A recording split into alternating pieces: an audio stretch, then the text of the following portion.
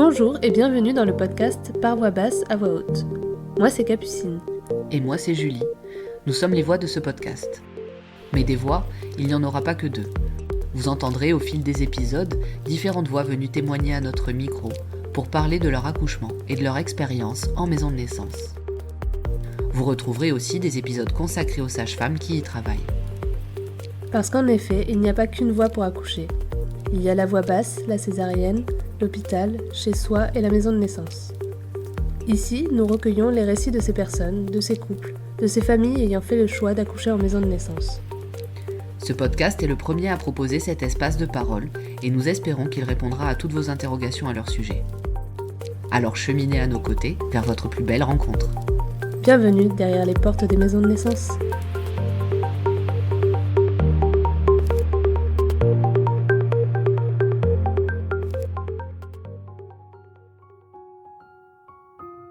Il arrive que le vent nous mène vers des territoires que nous n'attendions pas. Magali ne pensait pas qu'elle souhaiterait accoucher de manière naturelle. Pourtant, un beau jour, la curiosité l'amène à se renseigner sur les possibilités. C'est grâce à ses recherches qu'elle s'implantera dans le Tarn, près de la maison de naissance qu'elle aura choisie. Après avoir été acceptée, elle entamera ses préparations à l'accouchement comme un marathon. Le jour J, cet entraînement prendra tout son sens. De l'endurance, un compagnon coach, une sage-femme soutenante, de la fatigue extrême et de la force mentale, Magali aura trouvé tous les ingrédients pour traverser ce marathon. Un seul objectif, rencontrer son fils. Nous avons eu la chance de faire cette interview toutes les trois, bien installées à Doumaya, à quelques mètres de là où s'est déroulée toute cette aventure. Aujourd'hui, Magali nous raconte son histoire.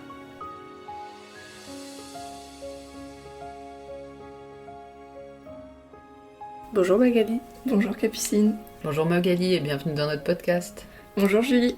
Merci d'avoir accepté de venir raconter ton expérience aujourd'hui. On est très contente d'écouter toute ton aventure. Et pour commencer, on va te demander de te présenter. Alors moi c'est Magali, j'ai 35 ans. J'habite dans le Tarn depuis bientôt 2 ans.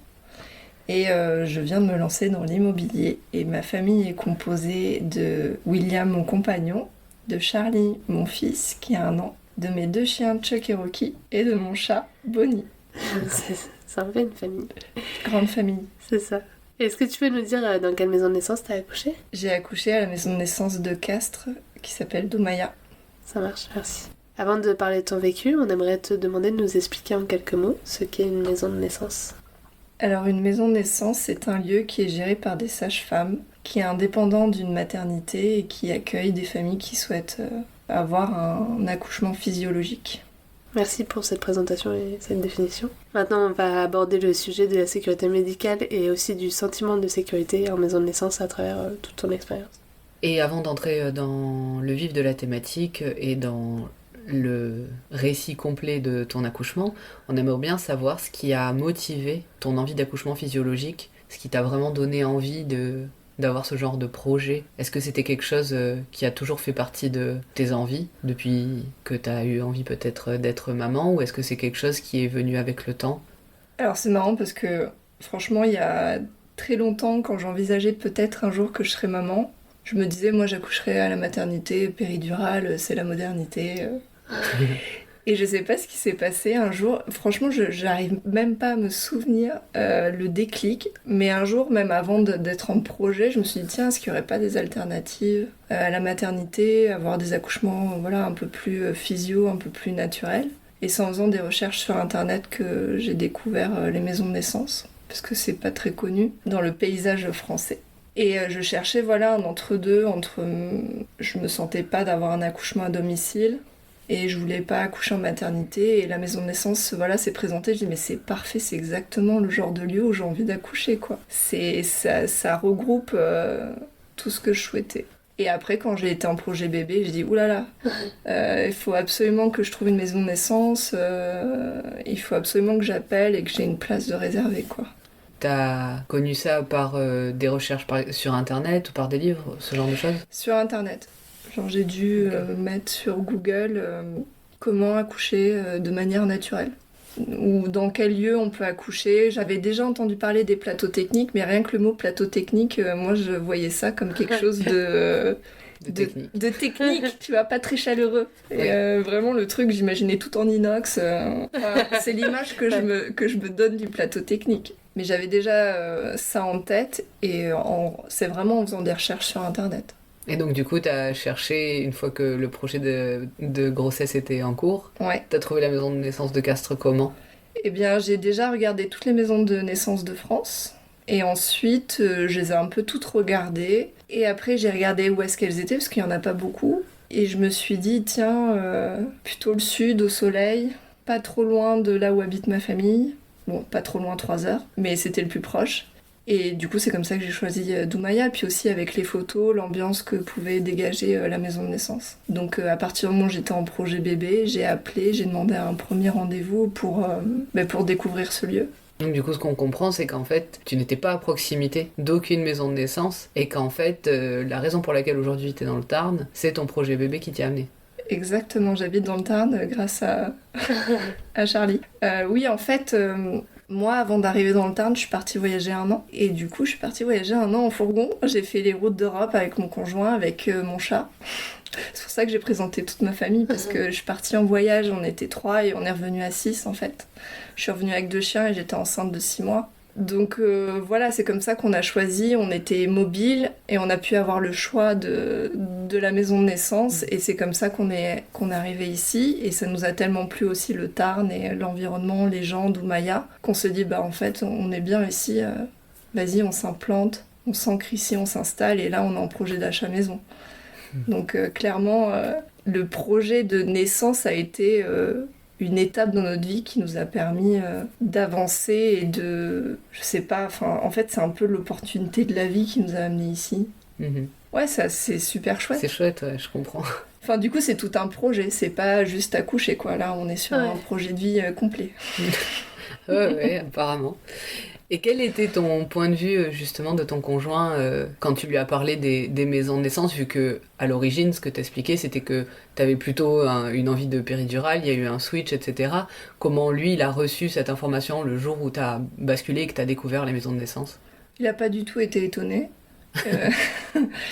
Il me connaît très bien, et pour lui, il a dit mais oui, carrément. En fait, il était aussi motivé que moi. C'est-à-dire qu'il n'y a pas eu il n'a pas été réfractaire, il n'a pas été étonné. Il a dit c'est super, on y va. Très soutenant dès le début, quoi. Ouais, c'est chouette, il était accompagnant dès le début. Ton conjoint n'a pas du tout été étonné, mais j'imagine aussi que tu en as parlé à ton entourage. Tu parles de ta famille tout à l'heure, mais sans doute aussi la famille de ton conjoint, peut-être des amis aussi. Comment ça a été accueilli ce projet par toutes ces personnes? Est-ce que il y a eu plutôt un accueil bienveillant, et comme ton conjoint finalement, les gens n'ont pas été surpris? Ou est-ce qu'il y a des personnes qui ont eu certaines peurs ou certaines réticences qui se sont révélées à l'annonce d'un projet d'accouchement en maison de naissance? Alors en général, ça a plutôt été bienveillant. Après, j'ai envie de dire qu'il y a quand même eu des peurs, et la première chose à chaque fois qu'on me disait, c'était s'il y a un problème, est-ce que t'es à côté d'une maternité? Est-ce que... Enfin voilà, ça peut être dangereux, etc. Et c'est vrai que ce genre de réflexion m'énervait assez. Et moi, j'entrais pas trop dans les détails. Je disais, voilà, c'est quand même bien géré par des sages-femmes, c'est leur métier. Et la maison de naissance est à côté d'une maternité, donc il y a 0 risque. Enfin, clairement, on est sur les mêmes conditions que d'accoucher en maternité, quasiment. Et ça permettait de taire un peu les peurs des personnes. Moi, auprès de ma famille, ça a été plutôt bien accueilli. J'ai même ma mère qui défendait ça en disant oui, mais moi, ma mère, elle a bien accouché à domicile. Enfin voilà, l'accouchement naturel, physio. Et puis elle n'était pas du tout étonnée de mon choix, me connaissant. J'aime bien l'aventure. Et par mes amis, ça dépendait. La plupart n'étaient pas étonnés. Et puis celles qui avaient des peurs et qui me disaient ça, je rentrais pas trop dans les détails. Parce que c'est une façon aussi de se protéger. On n'a pas envie de débattre et de dire... oui, voilà, surtout de quand se défendre. T'es déjà enceinte et que t'es assez convaincue de ton choix.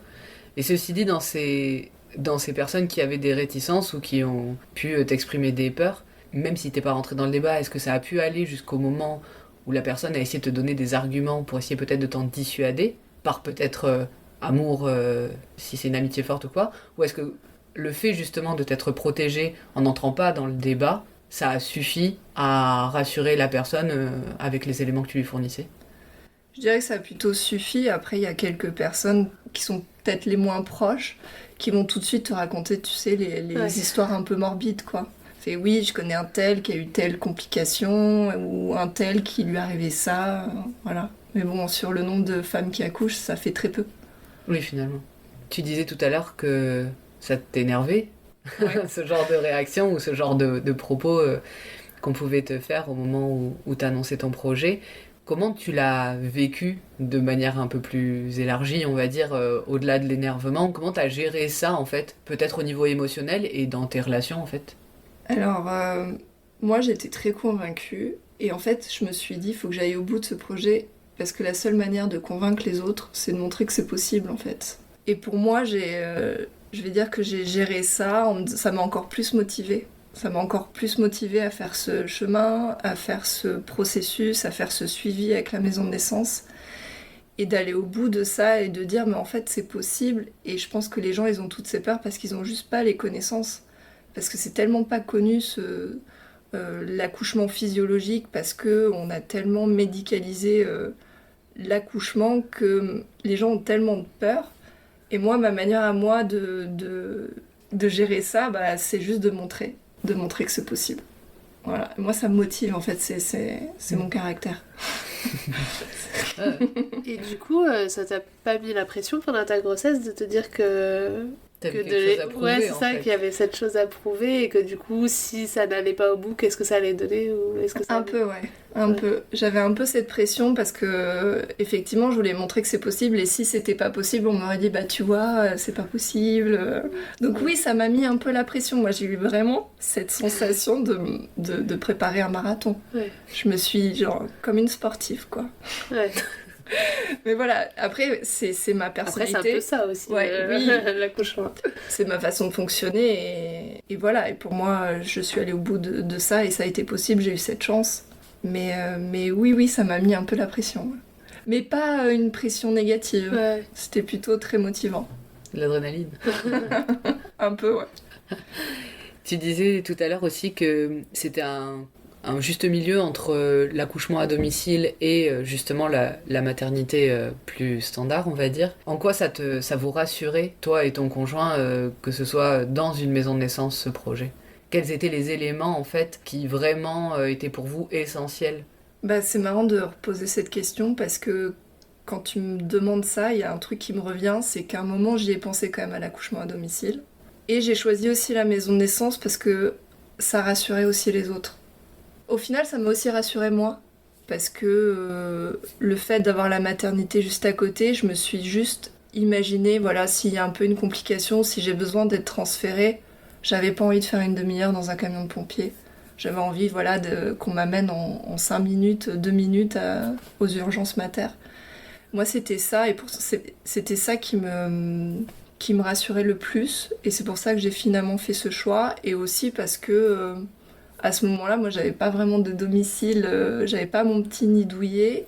Et accoucher en maison de naissance, c'est comme à la maison. Donc en fait, on a un nid douillet à disposition. Et on y vient et on se sent comme chez soi. T'habitais encore dans ton fourgon à ce moment-là, c'est ça? Alors non, enfin, on est revenu ici, j'étais dans mon fourgon, après on a loué un premier logement provisoire, après on a dû retrouver un autre logement, donc en fait on a été voilà, de maison en maison jusqu'à trouver quelque chose d'un peu plus durable. Donc c'est pour ça que moi j'envisageais pas du tout d'autres types d'accouchement. Et maintenant d'avoir connu la maison de naissance, je me dis le jour où j'ai un projet d'un deuxième enfant, j'y retourne sans me poser de questions. Finalement, même si t'as ton nid douillet plus ancré, t'as cet autre petit nid douillet d'accouchement et t'as plus, quoi. Parce que voilà, comme je disais, moi c'est en cas de transfert, voilà, j'avais pas envie de...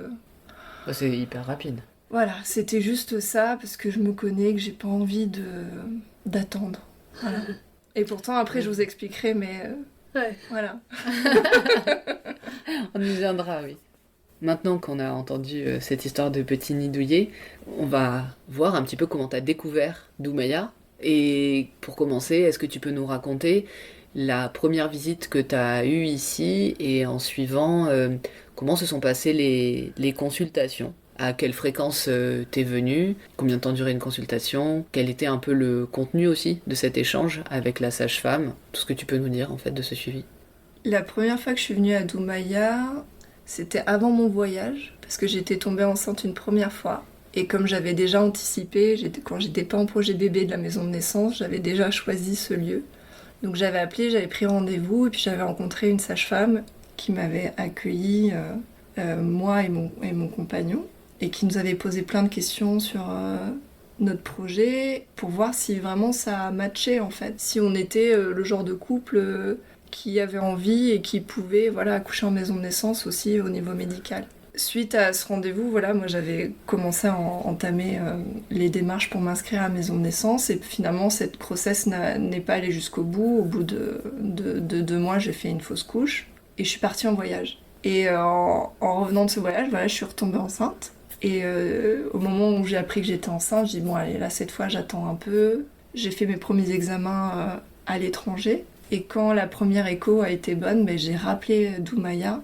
Et là, j'ai dit, c'est bon, je vais me réinscrire. Je reviens à telle date en France. Est-ce que c'est bon? Est-ce que vous avez de la place? Est-ce que je peux être suivie à Doumaya? Et donc, tout ça a été OK. Donc, j'étais super contente. Et après les rendez-vous, donc moi, j'ai commencé mes rendez-vous au bout de 6 mois de grossesse.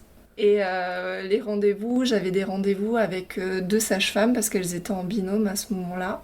Et à chaque fois, c'était des rendez-vous d'1 heure. Et j'appréciais énormément parce que c'était pas juste un moment où on parlait du côté médical, il y avait toujours un moment qui était dédié à ça. Mais il y avait aussi beaucoup d'échanges. Elles nous demandaient toujours comment on allait. Elles nous demandaient toujours des questions plus personnelles. À chaque fois, moi, j'adorais aller à ces rendez-vous.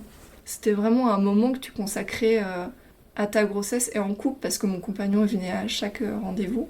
Et en plus, les sages-femmes sont super sympas, donc tu passes vraiment un moment super. Et pour avoir comparé, parce qu'à l'inverse, moi, j'avais eu quelques rendez-vous avec des sages-femmes sur un suivi plus, du coup, conventionnel. Et j'avais détesté. Enfin voilà, ça c'est mon expérience personnelle. Où c'était très protocolaire, c'était vraiment tu remplis des cases, t'as telle date, tu fais tel truc. Et là, j'ai senti un accueil plus bienveillant, plus humain. Et surtout, en fait, elles prennent le temps. Et ça n'a pas de prix, quoi. D'avoir ce temps. Et après, pendant les rendez-vous, généralement, on avait un moment où on voyait un peu les analyses de sang quand il y en avait. Il y avait la mesure du ventre. Parfois, on se pesait aussi. Je crois que c'est à peu près tout. En fait, j'ai pas vraiment de souvenir d'un rendez-vous médical. C'était plutôt un moment d'échange. Oui. Et d'ailleurs, tu parles que ton conjoint était présent. Tu dis qu'il vous demandait comment ça allait. J'imagine que ça l'incluait lui aussi, en fait, dans le suivi. Ah oui, lui aussi, il avait vraiment ce temps aussi pour pouvoir déposer des choses ou poser des questions. Et ce qui était bien, c'est que c'était le couple entièrement qui était accompagné et pas juste moi. Et ça, c'était très appréciable. Parce que lui aussi avait parfois des moments où peut-être qu'il avait certaines questions, certains doutes, certaines appréhensions, et les sages-femmes étaient là pour répondre à tout ça. Et voir aussi comment lui, il allait s'inclure dans tout suivi, pendant l'accouchement, pendant le postpartum, tout ça, on l'a préparé ensemble. Et c'est vrai que c'est super chouette. Ouais, c'est clair. Et toi, justement, en parlant d'appréhension ou de doute, est-ce que tu as eu des peurs ou des angoisses liées à ta grossesse ? Pas spécialement, non. Okay. Ouais, tant mieux. Hein. Non, franchement, j'étais assez confiante, je posais beaucoup de questions, je me renseignais assez. Après, mes peurs, c'était plutôt quand j'avais pas vraiment envie de faire comme la normale. En fait, juste sur des petits détails comme la nourriture, où je me suis autorisée des choses que soi-disant on n'a pas le droit de manger. Et voilà, c'est des petits trucs comme ça où je pouvais dépasser un peu quelques petites limites, mais sinon, non, j'étais franchement plutôt détente. Par contre, chouette. Ouais, c'était chouette. Tu nous as parlé là des consultations, de comment vous avez été suivis entre guillemets au niveau médical, même si il y avait toute une prise en compte émotionnelle et humaine. À un moment donné, donc toi t'es arrivé assez tard en fait, vu que t'es arrivé, enfin assez tard, par rapport à ce qui peut se faire plus traditionnellement en maison de naissance, mais commencer à 6 mois, je crois que c'est à partir du 7e mois en général que commencent aussi les séances de préparation à la naissance. Donc ça c'est d'autres rendez-vous, en tout cas à Doumaya.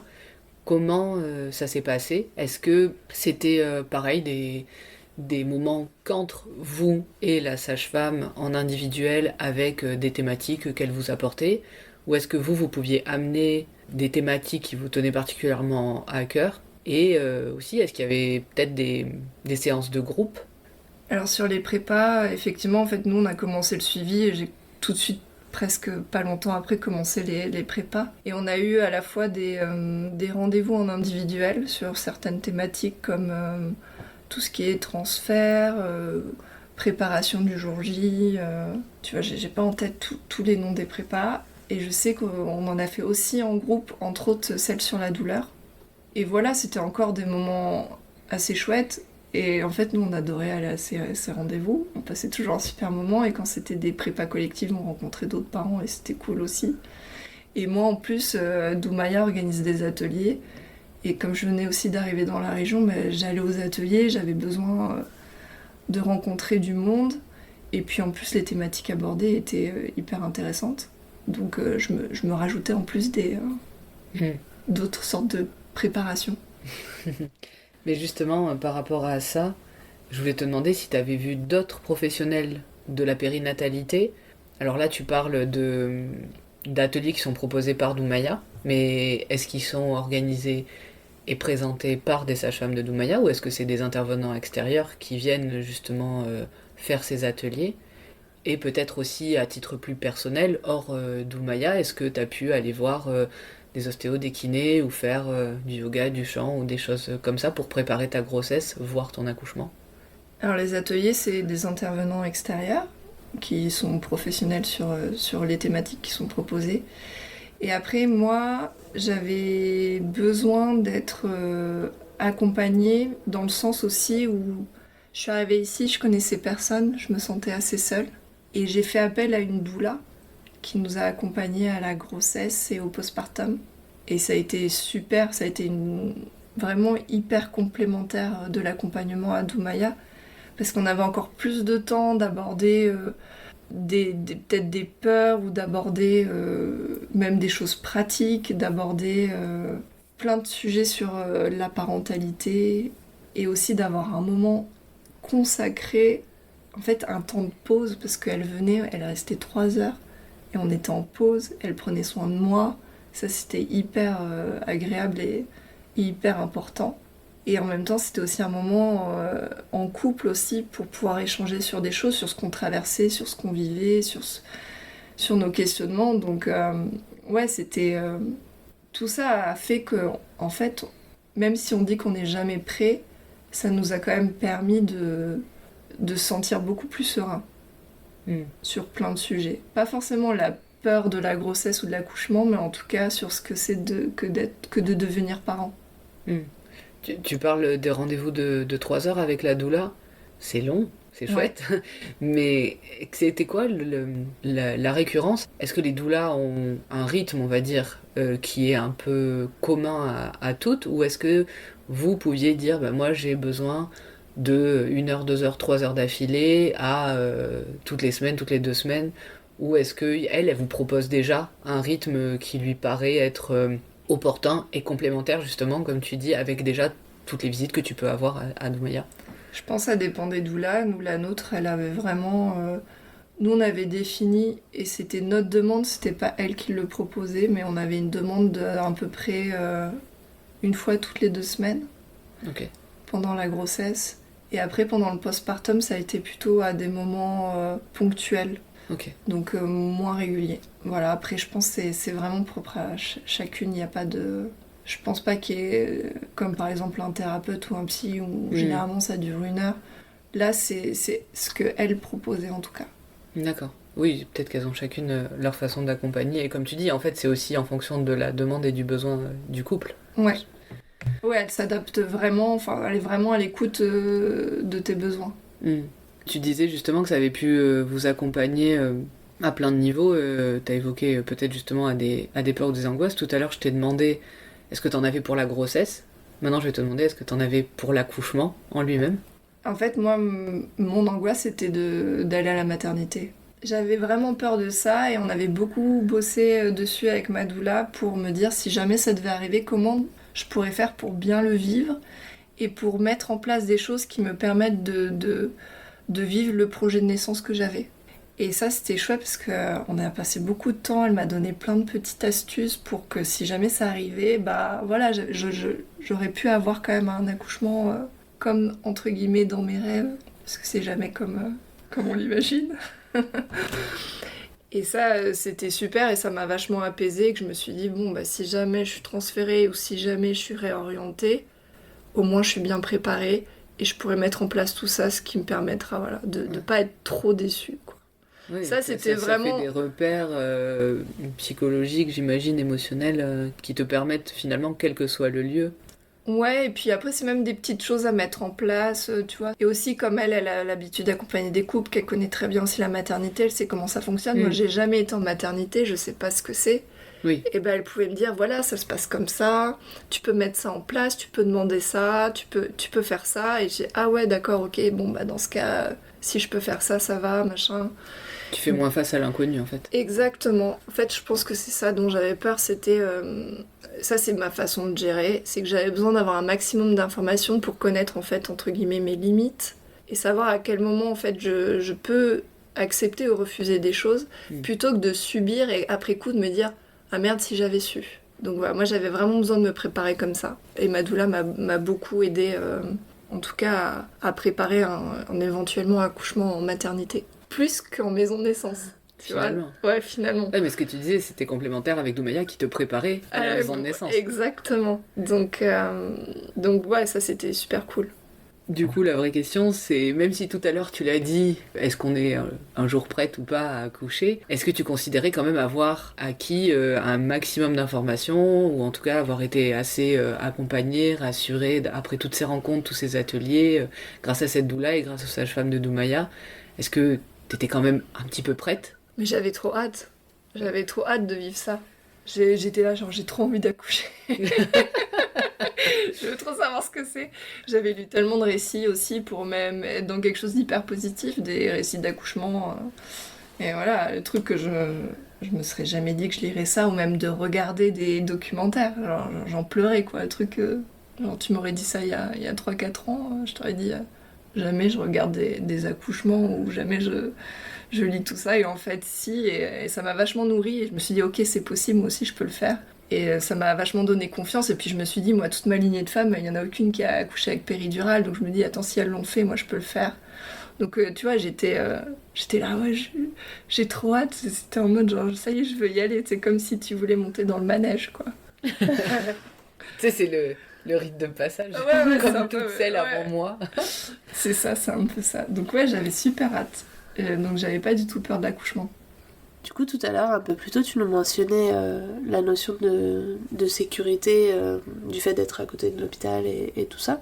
Qu'est-ce que tu savais du matériel médical et du matériel d'urgence qu'il peut y avoir à la maison de naissance ?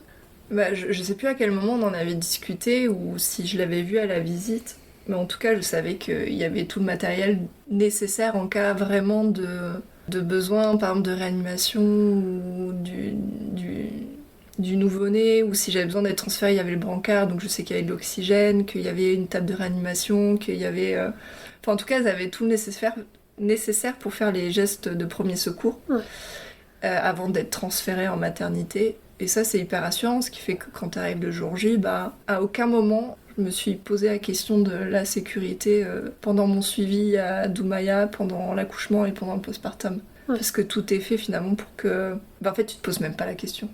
Ouais. Du coup, tu dirais que ça t'a rassuré de savoir que ce matériel existait aussi ? Effectivement, s'il y avait pas eu ce matériel, j'aurais pas été très rassurée. Mais peu importe le type d'accouchement, que ce soit même un accouchement à domicile, je sais que les sages-femmes, elles ont le même type de matériel.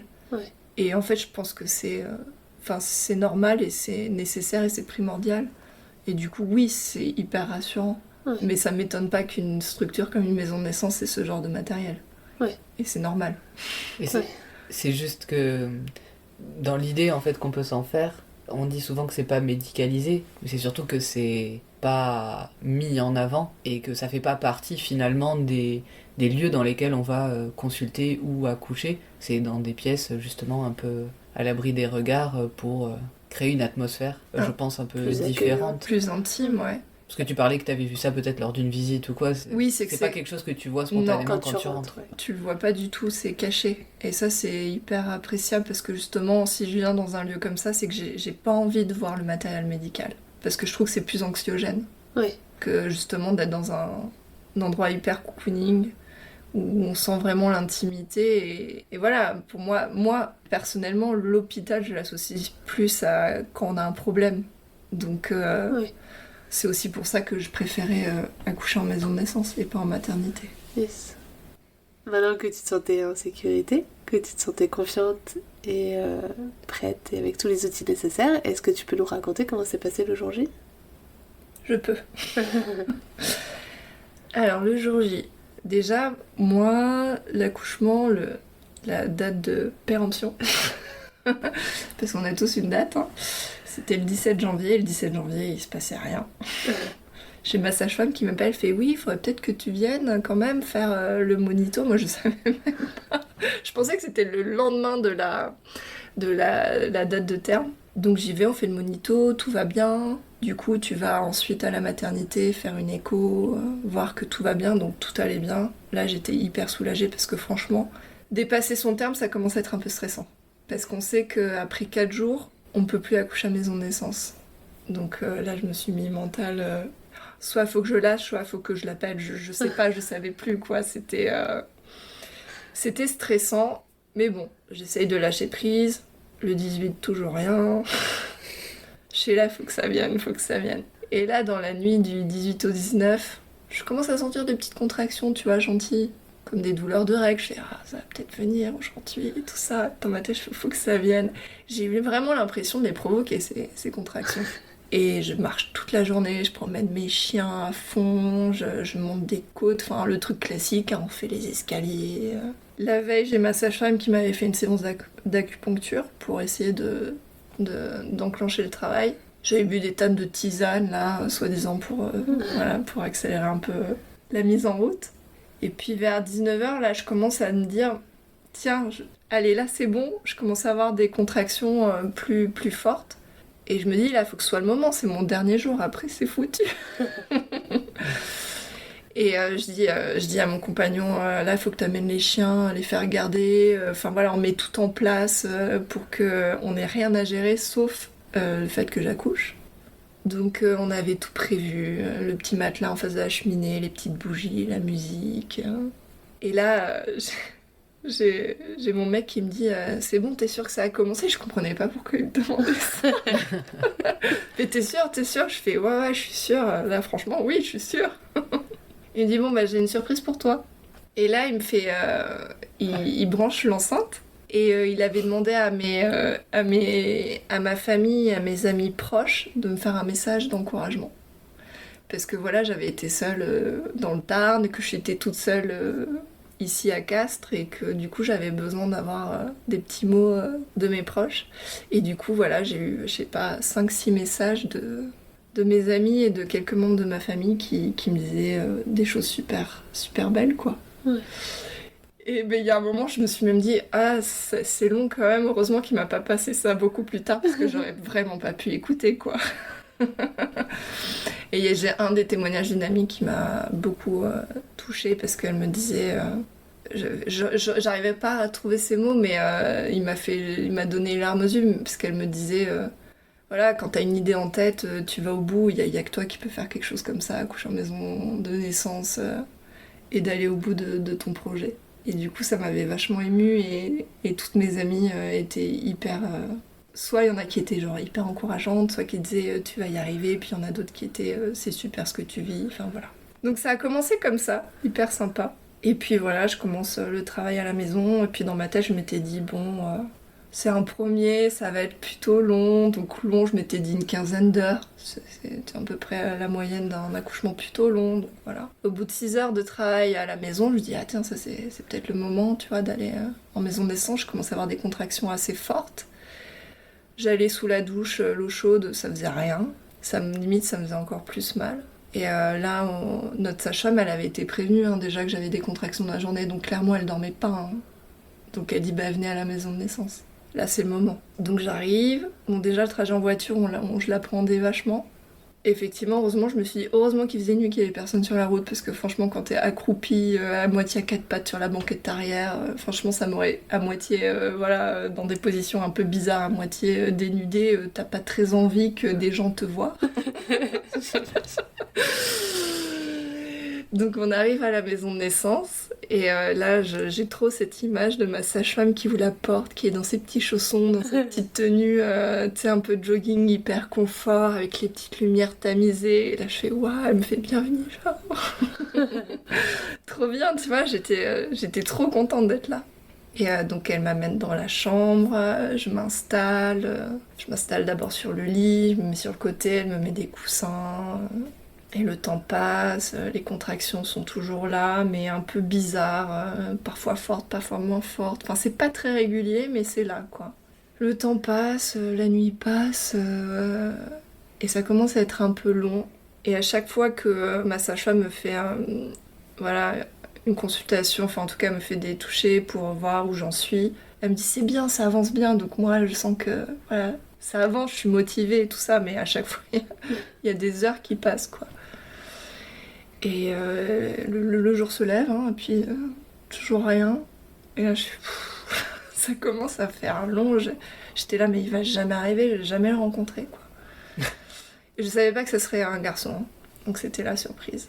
Et je sais pas, le jour se lève, je fais plein d'autres positions, on essaye toutes les positions. C'est ça qui est bien, c'est qu'on est hyper mobile. Donc j'ai fait le lit, j'ai fait 4 pattes, j'ai fait je sais pas combien de fois la baignoire, j'ai fait l'écharpe suspendue, je me suis suspendue pendant des heures. Franchement, je ne saurais même pas combien de temps je me suis suspendue, mais j'adorais être sur cette position, quoi.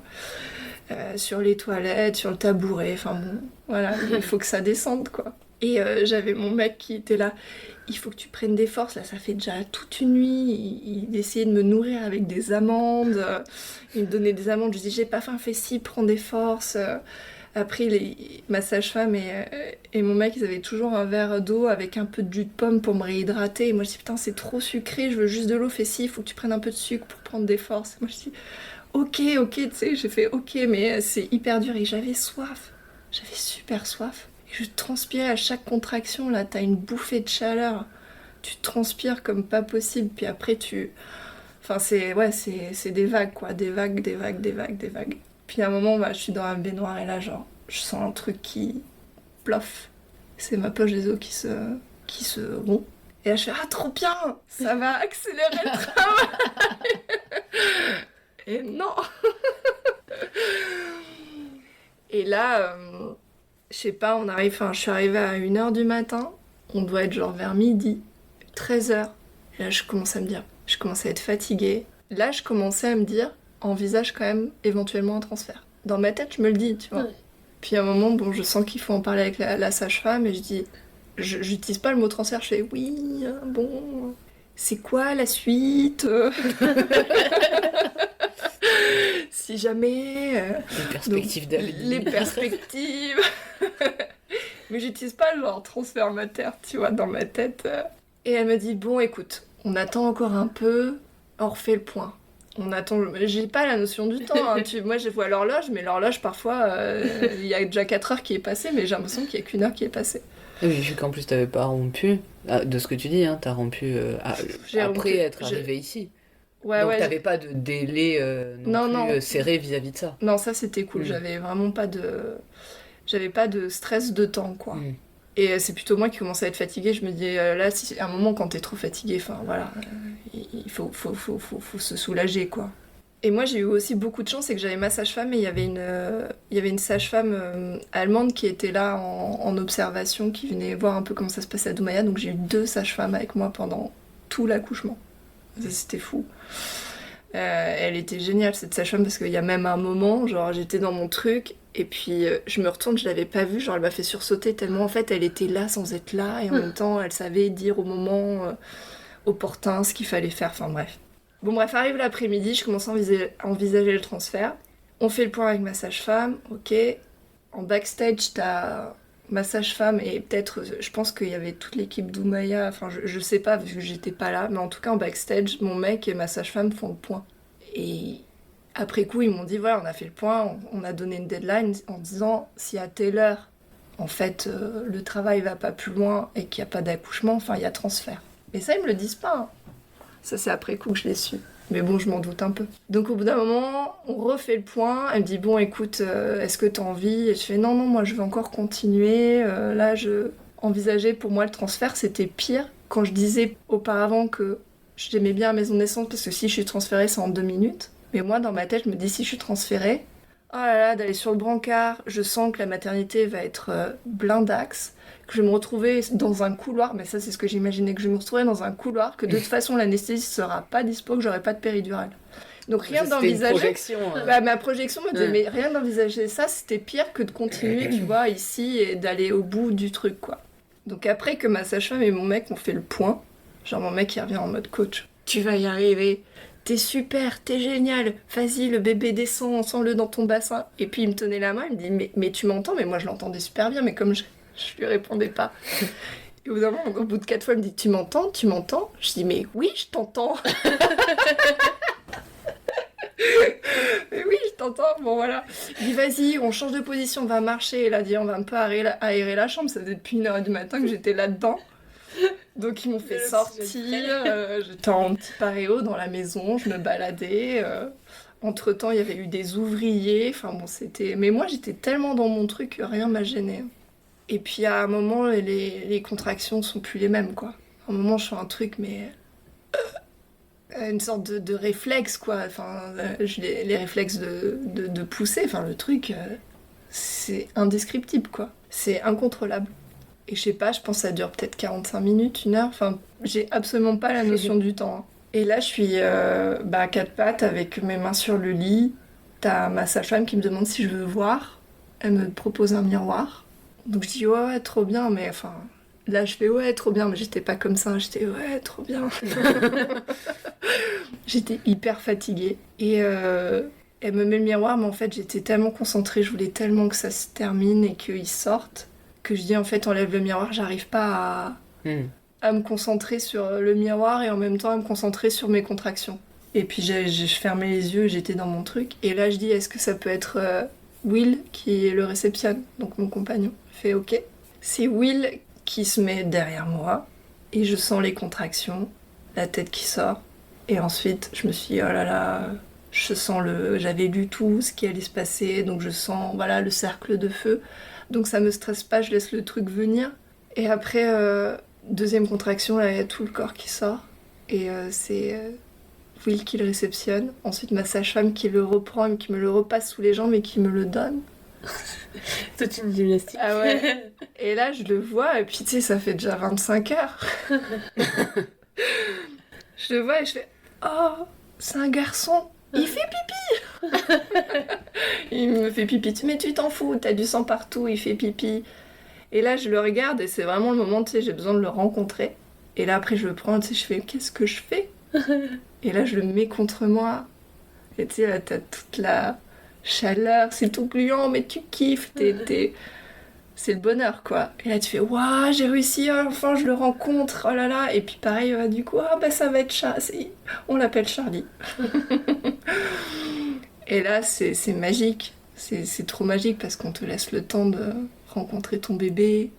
Après, elle m'assoit dans le lit, on fait du pot à pot. T'as ton bébé qui te fait caca dessus, mais tu t'en fous complètement. Pourtant, ça colle, hein. Ah ouais, le premier caca, là, le méconium, wow, là, le caca pétrole. Non, tu t'en fous, en fait. C'est vachement animal, quoi. T'as un retour aux sources. Mmh.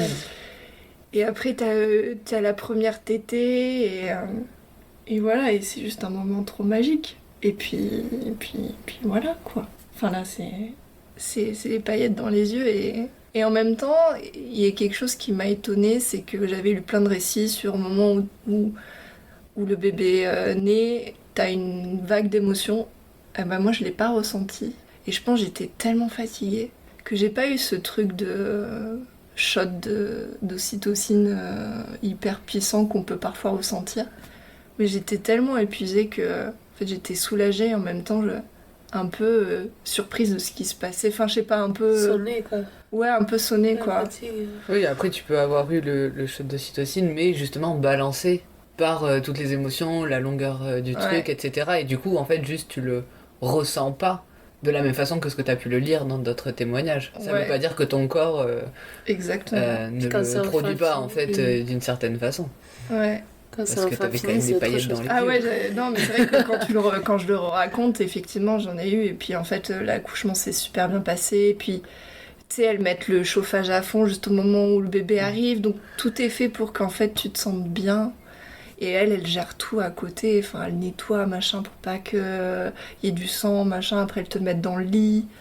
Après, tu leur demandes, je leur dis, est-ce que je peux aller me laver un peu? Elle t'amène dans la baignoire, elle t'aide à te nettoyer. Puis elle te remet le bébé sur toi.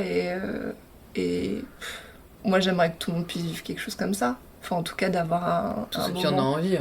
Ouais, alors, quand je dis je voudrais que tout le monde vive quelque chose comme ça, je dirais plutôt, en fait, j'aimerais que toutes les femmes puissent vivre un accouchement vraiment bienveillant. Mm. Vraiment où on te laisse le temps de rencontrer ton bébé. Mm.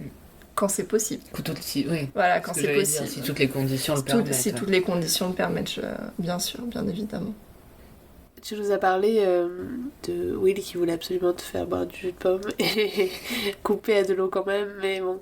Tu nous as aussi dit qu'il a été revenu en coach sur la fin après ce débrief avec la sage-femme.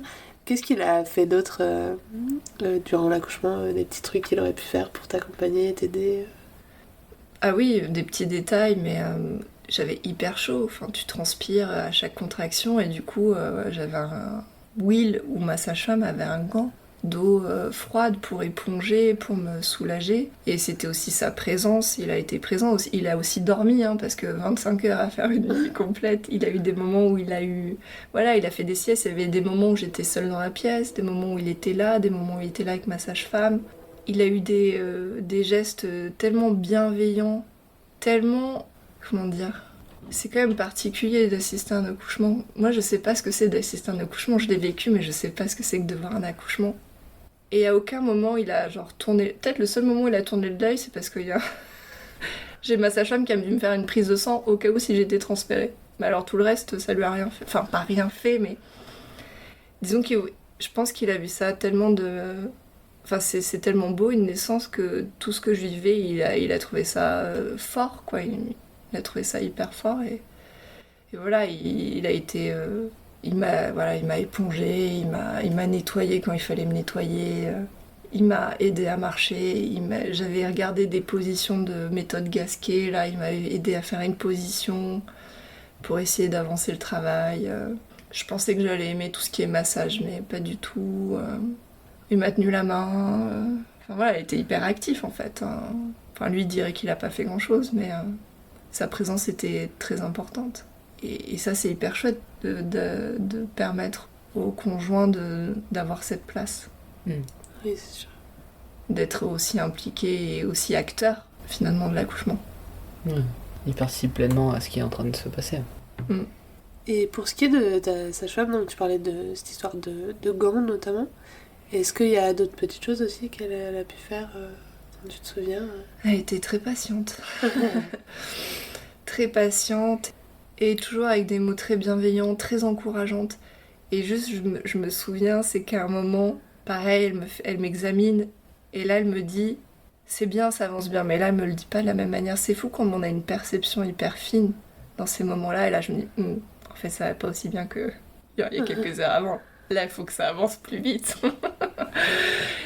Et puis, elle m'a laissé le temps. Elle m'a vraiment laissé le temps. Même par rapport au fait d'envisager le transfert, on y allait par étapes. On en a discuté une première fois, on en a discuté une deuxième fois. Et c'était toujours, on voit comment ça avance. Si ça va pas, ok, on transfère. Mais là, pour le moment, tout va bien en fait. Si toi, t'es ok et que tu es capable et que tu le vis bien, on continue. Ça a été hyper long aussi pour elle, parce que je suis arrivée à la maison de naissance à 1h et j'ai accouché le lendemain à 20h. Et quand ils étaient en mode dans backstage, quand ils ont fait le point, ils se sont dit si à 20h elle est pas en train d'accoucher, on transfère. J'ai accouché à 20h03. Parce qu'il y a un moment, quand il est revenu en mode coach Will, il fallait que ça avance, quoi, parce que lui aussi il voulait pas le transfert. Hein. Il voulait pas. Mais il est arrivé. Ouais. Enfin, il a On y est réussi arrivé. à être un bon Ah coach, ouais, en tout cas. franchement, il a géré. Tu nous as mentionné pendant ton suivi de grossesse que tu avais vu une doula. Je me demandais si ça t'était venu à l'idée de lui proposé de venir, enfin si ça avait été une possibilité, d'abord si c'était possible à la maison de naissance avec tes sages-femmes, et si t'en avais eu l'envie ou pas du tout, ou comment ça s'était envisagé par rapport à ça avec ta doula. Alors oui, c'est possible que ta doula vienne pendant l'accouchement. Et moi, en fait, si j'accouchais à la maison de naissance, j'en ressentais pas le besoin. Par contre, j'aurais été réorientée en maternité, j'aurais bien voulu qu'elle soit là. Ouais. Voilà. Après, en transfert, c'est pas prévisible, donc tu fais avec. Je la voyais plus comme une gardienne en maternité, alors qu'en maison de naissance, j'en ressentais pas ce besoin parce que mes sages-femmes connaissaient mon projet de naissance, et quand on vient en maison de naissance, on a quand même plus, on va dire, de liberté d'action. Donc je savais que ça allait être respecté. Voilà. Ma doula, j'en avais pas ressenti le besoin sur l'accouchement à la maison de naissance. Oui, du coup, quand tu dis si t'avais été réorientée, on parle d'une réorientation soit du fait du dépassement de terme, Ouais. parce que tout à l'heure t'évoquais ça, mais voilà, sinon, comme vient de dire Capucine, en amont finalement du jour J pour une raison X ou Y de ton fait de médical ou autre. Quoi. Ouais. Évidemment, dans le cas d'un transfert, comme tu dis, c'est trop soudain pour que. Oui, pour dire hey, salut, tu peux venir. Ça pourrait, peut-être. Ça pourrait, ouais. Mais c'est un peu plus compliqué à organiser, quoi. Tu parlais d'un accouchement, où, notamment tu parles de cette phase où à un moment donné tu te demandes si ta sage-femme se dit pas que ça ralentit, enfin c'est pas très clair mais tu sens qu'il y a quelque chose, ils ont eu ce fameux débrief que t'as pas su forcément sur le moment. Je me demandais si elle avait dû avoir peut-être des actes plus médicaux ou des choses qu'elle t'a proposé de faire de manière plus directive pour t'aider à ce que ça avance ou pour... si elle voyait qu'il y avait quelque chose avec le bébé, enfin je sais pas si elle avait des notions de ce qui bloquait ou pas. Ou... C'est juste que le travail était long, mais après, médicalement, le bébé allait super bien. Ouais. Moi, je commençais à être fatiguée. Elle aussi, en fait, elle pouvait pas se permettre de passer plus de temps. Il y a un moment, enfin, tu vois, la fatigue fait que je pense pour une professionnelle de santé, enfin, tu peux pas aller plus loin qu'à une certaine limite. Après, t'as plutôt... Au risque de... Ouais, de faire des fautes. Voilà. Et du coup, quand ils ont fait leur débrief en backstage, ils sont revenus tous avec une motivation. Ils m'ont fait marcher, ils m'ont mis plus dans le mouvement en fait. Et ils m'ont dit là, il faut que ça avance et que ce soit Will ou ma sage-femme, ils étaient beaucoup plus motivants en fait. Ils m'ont motivé, ils m'ont encouragé, ils m'ont fait bouger quoi. Même elle, du coup, elle s'est transformée en coach à ce moment-là. Ouais, c'était moins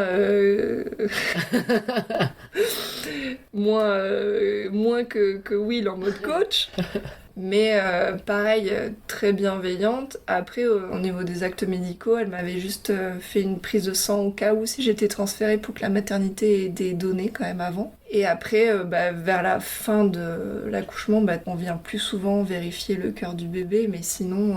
Ah oui, tiens, j'ai oublié. Le meilleur moment de mon accouchement. Je l'ai oublié quand même. En fait, la tête, enfin le bébé, il appuyait sur ma vessie et ça m'empêchait de faire pipi. Ah oui. Et c'était horrible, cette sensation d'aller sur les toilettes, d'avoir trop envie de faire pipi et de pas y arriver. Ouais. Et là, elle me dit, est-ce que tu veux que je te fasse une sonde urinaire? J'ai fait, oui. Et là, elle m'a fait une sonde urinaire, je fais, waouh, mais c'est incroyable. Ce soulagement, parce que quand t'arrives pas... T'as envie que t'y arrives pas, c'est trop bizarre comme sensation. Ouais. Et là, c'est un soulagement. Et j'ai dit, waouh, mais c'est le meilleur moment. Genre, enfin, pendant l'accouchement, j'ai un truc genre kiffant, quoi. Soulageant, ouais. Donc, non, à part des petits trucs comme ça, j'ai pas eu d'acte. Et bien sûr, les touchés vaginaux pour voir où j'en suis. Mais sinon, il n'y a pas eu d'actes plus médicaux. Tu parles justement de qu'elle t'a vidé la vessie. Ouais. Est-ce que c'était à ta demande parce que tu lui as exprimé ce que tu viens de nous dire, que tu avais envie mais que tu n'y arrivais pas, ou est-ce que c'est elle qui te l'a proposé parce qu'on sait que parfois une vessie pleine peut aussi bloquer l'avancée du bébé dans le bassin? Elle savait que ça pouvait bloquer l'avancée, donc elle m'a dit va aux toilettes, j'en avais envie. Et là, moi, je lui dis j'y arrive pas, vraiment j'y arrive pas, c'est trop bizarre. Et là, elle m'a dit bon bah ok, on va faire ça. Ok. Donc c'était vraiment un travail d'équipe, entre guillemets, tu vois, mais on est vraiment dans la communication. Elle me pose des questions, comment ça va, tout au long de l'accouchement, enfin où j'en suis. Enfin, elle vient tâter le terrain, tester la température, quoi. Et dans tout ça, qu'est-ce que tu penses qui t'a permis de te sentir en sécurité pour ton accouchement? Moi, ce qui me rassurait, c'est d'avoir vraiment une sage-femme, là pour le coup, deux, qui était focus sur moi en fait. Donc j'avais pas de raison de me sentir en insécurité parce que j'avais deux personnes qui vérifiaient comment j'allais, qui vérifiaient le cœur du bébé, qui vérifiaient tout en fait. Ouais. Et en plus, toujours la même. Donc moi, ça pour moi, c'était hyper rassurant.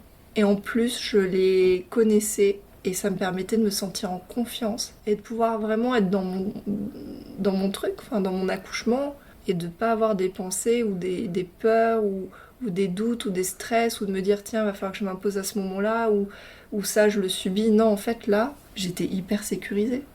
Ouais. Enfin, en tout cas, pour moi, personnellement, c'est ça qui me sécurise. Ouais. Merci pour ton récit.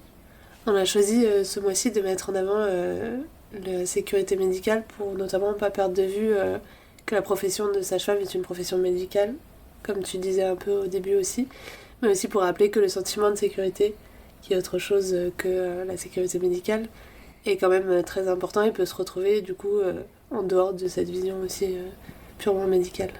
Donc maintenant que tu nous as raconté tout ton accouchement, l'arrivée et la rencontre avec Charlie du coup, t'as aussi évoqué le fait que la sage-femme t'a aidé à te nettoyer, à retourner dans le lit, à vous mettre bien au chaud, et tu nous as même évoqué la tétée d'accueil.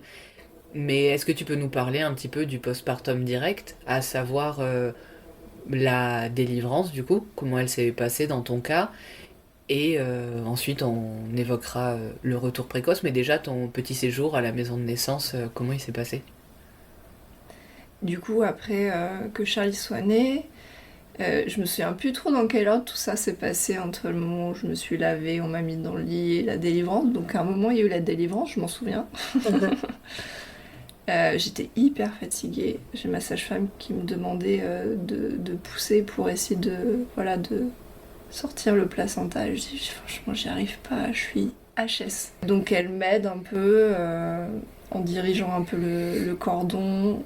J'arrive plus ou moins à pousser, plus je pense les contractions de la tétée fait que ça finit par sortir. Et elle me dit waouh. J'avais un énorme placenta. En même temps, mon bébé faisait 4,3 kg quand il est sorti, donc forcément. Et elles m'ont demandé si je voulais faire une empreinte pour faire, quand une empreinte de placenta, ça fait comme un petit arbre de vie, donc le placenta ne tenait pas dans une feuille A4. Elles n'avaient pas de feuille A3, donc elles arrivent tant bien que mal à faire quand même sur une feuille A4 l'empreinte du placenta. Et après, elle me réallonge parce que voilà, j'étais très fatiguée. Et elle me propose quand même de faire une injection, je crois c'est de cytosine, de syntocine. Enfin, je confonds toujours. Mais voilà, pour m'aider en fait à bien rétracter pour éviter une éventuelle hémorragie parce que j'ai eu un accouchement très très très long, assez éprouvant. Et donc je dis bah oui, y a pas de souci. Donc elles me font ça, elles m'allongent, elles me nettoient. J'ai Charlie sur moi. Et j'ai demandé aussi qu'on coupe le cordon quand voilà, il y a plus de sang qui passe dans le cordon. Tout ce moment-là, il est un peu hors du temps. J'ai aucune notion du temps, je sais pas du tout combien de temps ça dure. Et enfin vient le moment où il y a plus de sang dans le cordon, on coupe enfin le cordon. Elles font les premiers examens, voilà, elles le pèsent. Mais je le vois même pas, on me l'a dit, tu vois, je m'en souviens même pas, quoi. Je me dis, mais non, elles ont jamais fait d'examen au bébé, en fait, si.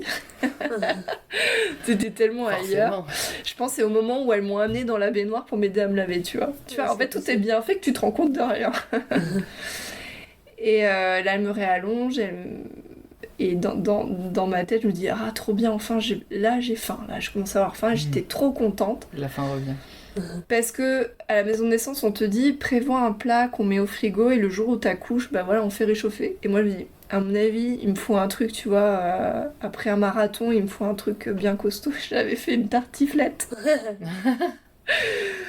Et du coup, elles m'ont réchauffé ma tartiflette, elles m'ont l'a amenée au lit, c'était royal, tu vois. J'ai fait ma petite tartiflette, j'ai repris un peu des forces. Et là, ma sage-femme me dit ouais que d'habitude on reste quelques heures, mais que là, j'ai eu un accouchement long, il est tard, tout le monde est fatigué, c'est pas le moment de rentrer à la maison, donc en fait, on a dormi à la maison de naissance. Elle nous a installés dans le lit de place, c'était comme à l'hôtel, et puis c'était trop mignon parce que du coup, on va pour se coucher, on s'installe, Et t'as la sage-femme qui vient, qui te borde, qui te fait un petit bisou, qui te dit bonne nuit, et qui dit s'il y a un problème, je suis juste dans la chambre d'à côté. Donc c'est incroyable. Moi, juste ce moment, il est juste magique. Enfin, c'est un peu... C'est irréel, t'es là, t'es dans le lit, t'es avec ton bébé, ton mec, et tu fais, ça y est, on est parents, on a un petit bébé, on est à la maison de naissance, c'est cocooning, on est bien. Et le lendemain matin, on a pris le petit déjeuner ensemble et on a rempli les papiers, on a fait 2-3 examens et puis on est rentré à la maison. Donc ça a été un séjour long, entre guillemets, en maison de naissance. Quoi qu'il en soit, t'as eu ce petit moment où tu t'es fait border, où t'as passé ta petite nuit tranquille avec ton conjoint et ton fils ici. Ce que tu viens de dire, c'est que c'était un séjour plutôt long pour une maison de naissance. Ça reste ce qu'on appelle communément un retour précoce par rapport à un séjour maternité classique. Quand vous êtes rentré après le petit déjeuner, comment tu as vécu ce retour malgré tout précoce chez toi, chez vous? Comment ça s'est passé aussi, ce moment d'atterrissage où vous retrouvez votre maison? J'imagine que le reste de la famille, les 2 chiens et le chat sont revenus aussi. Ça s'est passé comment? Comment tu l'as vécu? Je l'ai super bien vécu parce qu'on l'avait bien préparé. Pendant toutes les préparations et l'accompagnement aussi en maison de naissance, on prépare ce retour à domicile précoce. Et on l'a aussi beaucoup préparé avec mon compagnon. Et en fait, c'est super chouette de retrouver ses repères, d'avoir son lit, d'avoir ses draps, d'avoir son odeur, d'avoir son chez-soi, de retrouver son chat. Les chiens, on les a laissés quelques jours en pension quand même. Et puis on avait congelé plein de petits plats. Et on s'était bien dit, voilà, moi je reste au lit, je suis tranquille. Will, on s'était mis d'accord, il faisait toute l'intendance pour que je puisse vraiment me reposer. Et moi j'ai beaucoup apprécié, franchement, je peux pas comparer puisque j'ai jamais fait en maternité. Mais souvent, c'est un point qui fait plutôt peur aux gens ou que les gens disent « Ah, dommage que tu restes pas quelques jours », mais en fait, c'est chouette de rentrer chez soi. Et d'être dans son environnement et dans un endroit que tu connais. Ce qui est aussi hyper appréciable, c'est que les 3-4 premiers jours après la naissance, t'as ta sage-femme qui vient à la maison, qui reste encore 1 heure avec toi, qui est là voilà, pour faire les examens ou les soins s'il y a besoin, qui sont là pour vraiment t'aiguiller si t'as envie d'allaiter. Et elles ont le temps, tu vois, elles sont pas juste de passage dans ta chambre, elles sont là. Tu leur fais un thé, tu discutes, t'échanges. Leur numéro est toujours accessible, ce qui fait qu'elles te disent « Ok, là, je suis pas là, mais s'il y a un problème, si t'as une question, en fait, je suis joignable 24/24 pendant les quelques jours après la naissance. » Oui, en fait, l'astreinte qui commence à 37 semaines se poursuit aussi en postpartum pendant un certain temps. Ouais, et en fonction des besoins, je pense, de chacune. Oui, tout à fait. Je voulais aussi en venir à ce postpartum. Tu parles que sur les 3-4 premiers jours, elles viennent faire une consultation d'environ 1 heure à domicile. Est-ce que lors des premiers jours, ou plus tard, tu as eu l'occasion, à ta demande ou à la demande de ta sage-femme, de revenir sur l'accouchement et de débriefer avec elle, cette fois, et avec ton conjoint, sur tout ce qui s'était déroulé? Je dirais que c'est pas à ce moment-là, en tout cas, c'est pas juste après l'accouchement. Okay. Je pense que c'est plus sur des rendez-vous de suivi plus tard.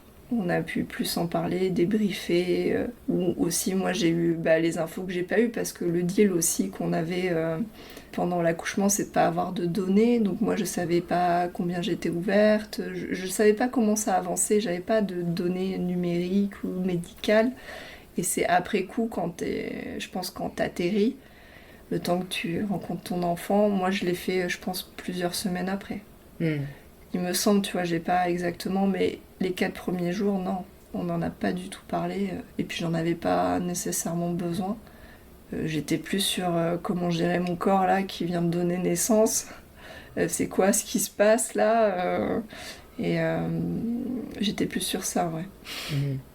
C'est clair que c'est bizarre, un corps qui accouche, tu sais pas à quoi t'attendre, t'as l'impression d'être déformé, t'as encore le gros ventre, t'as l'anus en chou-fleur.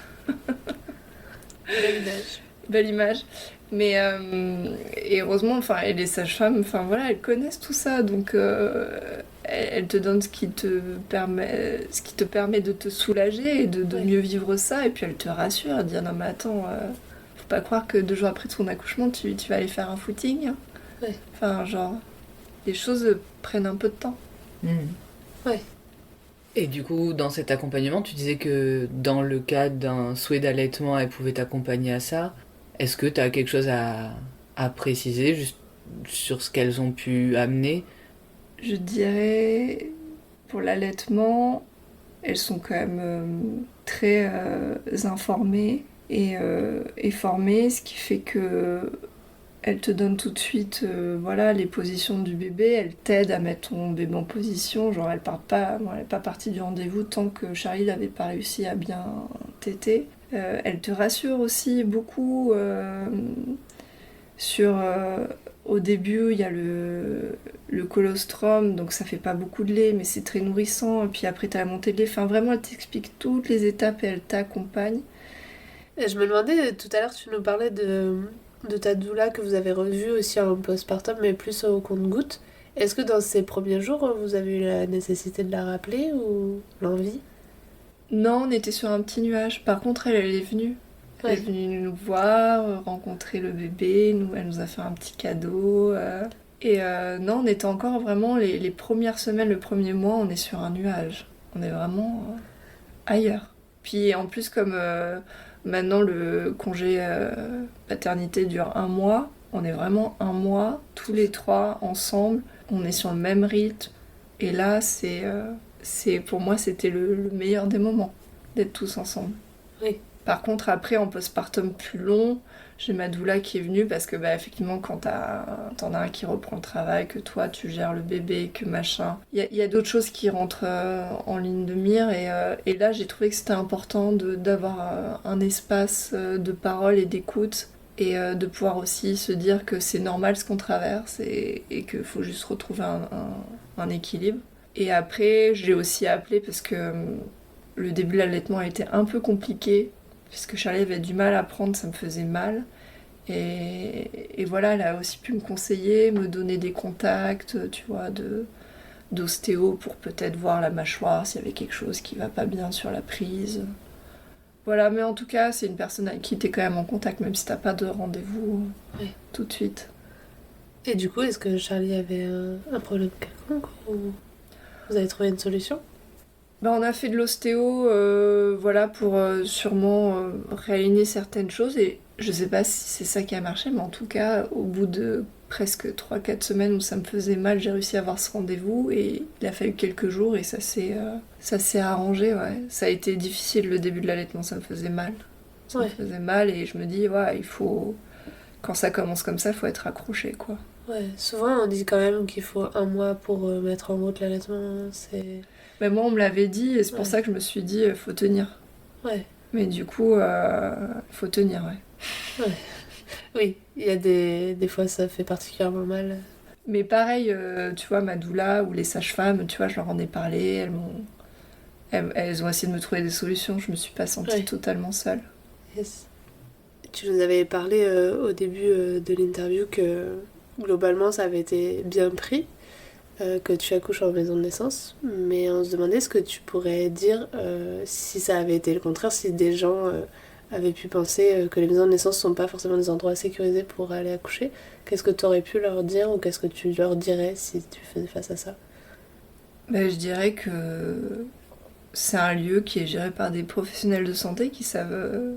Enfin, elles savent très bien ce qu'elles font, c'est leur métier, sage-femme. Et qu'accoucher en maison de naissance, c'est être accompagné par des professionnels, par des personnes qui nous connaissent, et en plus on est juste à côté d'une maternité, donc s'il y a le moindre souci, en fait on est juste à côté. Donc il n'y a pas de risque, il n'y a pas plus de risque que d'accoucher dans une maternité. Enfin, en plus quand on est suivi en maison de naissance, on doit quand même remplir un certain nombre de critères médicaux. Donc on est vraiment des grossesses à bas risque, à très bas risque. Donc en fait, le risque il est vraiment minime. Donc à partir du moment où on remplit ces conditions, comment dire, il n'y a pas de souci à se faire. Ouais. Tout à l'heure, tu nous as mentionné que si tu devais accoucher en maison de naissance, tu irais les yeux fermés, mais tu nous as aussi parlé de cette envie d'accoucher à domicile que tu avais eue à un moment donné. Pourquoi maintenant, ça serait la maison de naissance avant tout ? Parce que maintenant je connais vraiment les sages-femmes, que je connais le lieu et que en fait La maison de naissance, c'est devenu un peu une deuxième maison. Ouais. Parce que moi aussi, je m'y investis, parce que c'est pas juste un lieu d'accouchement, c'est aussi un lieu d'échange, c'est un lieu où on se rencontre, c'est un lieu hyper convivial. Et en fait, ce que je dirais, c'est que accoucher en maison de naissance, ou en tout cas parce que parfois, malheureusement ou heureusement, on peut pas accoucher en maison de naissance pour raison médicale pendant le suivi, ou qu'il y a un transfert, une réorientation. En tout cas, quand on choisit de venir dans ces lieux, c'est pas juste accoucher, c'est une expérience que tu vis, c'est unique. C'est hyper humain, c'est hyper bienveillant. Et c'est pour ça que je le conseille à tout le monde. Enfin, en tout cas, aux personnes pour qui c'est important. Oui. Maintenant que tu nous as partagé toute cette aventure de vie et tout ce que ça t'a apporté, comme on peut le voir, est-ce que tu pourrais nous redéfinir ce qu'est une maison de naissance ? Eh ben, une maison de naissance, c'est un lieu de partage. C'est un lieu de partage, c'est un lieu de vie. Voilà, c'est vraiment un lieu de vie en fait. Oui. Où tout le monde vit, les sages-femmes, les familles, les bébés, tout le monde. Voilà. C'est pas juste un lieu médical, c'est un lieu d'échange et de vie. Merci pour cette nouvelle définition et pour ce moment riche et assez magique que tu nous as partagé. On espère que nos auditeurs et nos auditrices comprendront davantage la notion de sécurité médicale, comme on a pu le mentionner, dans les maisons de naissance, et surtout ce sentiment de sécurité qui peut faire toute la différence le jour d'un accouchement. On espère aussi que ce type de partage permettra à celles et ceux qui montent leur projet d'être rassurés d'abord, et peut-être aussi de pouvoir expliquer à leurs proches, grâce à des témoignages comme celui-ci, tout le processus du suivi et combien on peut s'y sentir en sécurité malgré les apparences pour certains. Merci à vous de m'avoir convié à ce podcast. C'était chouette d'échanger. Avant de te dire au revoir, je vais te poser la toute dernière et traditionnelle question. Est-ce que tu aurais une astuce, un petit tips à partager à toutes les personnes qui nous écoutent, que ce soit pour bien vivre la grossesse, bien vivre l'accouchement? Un petit tips. Moi, je me suis pas mal documentée et je dirais que j'ai deux documentaires qui m'ont marqué et qui m'ont dit ouais, c'est possible. Le premier, c'est Faut pas pousser. Et le deuxième, peut-être un peu plus original, c'est Orgasmic Birth. Voilà, c'est juste pour dire aussi qu'il y a différentes façons d'accoucher, puis que parfois, il y a des chanceuses qui arrivent à accoucher en ayant du plaisir. Prochain objectif. Voilà, je dirais que c'est des bonnes documentations pour un peu démystifier l'accouchement physiologique. Entendu, merci beaucoup pour ces deux documentaires que tu nous as mentionnés. Merci aussi pour tout ce qu'on vient de partager ensemble et pour tout ce vécu incroyable. On te souhaite une très bonne continuation, et puis tout à l'heure t'évoquais peut-être qu'un jour Charlie aurait un ou une petite sœur ou petit frère. Écoute, n'hésite pas à nous recontacter si tel est le cas pour nous raconter cette nouvelle aventure. Au revoir Magali. Au revoir et merci encore. Et merci à toi. Au revoir Magali. Vous venez d'écouter le podcast Par voix basse à voix haute. Si vous avez aimé cet épisode, partagez-le autour de vous. C'est le meilleur moyen pour notre podcast de rester visible. N'hésitez pas à vous abonner si vous voulez être notifié des prochains épisodes. Merci encore d'être là avec nous et d'écouter ces moments de vie uniques et intenses. À la semaine prochaine pour un nouvel épisode. Et n'oubliez pas, il n'y a pas de bon accouchement. L'histoire qui compte, c'est votre rencontre.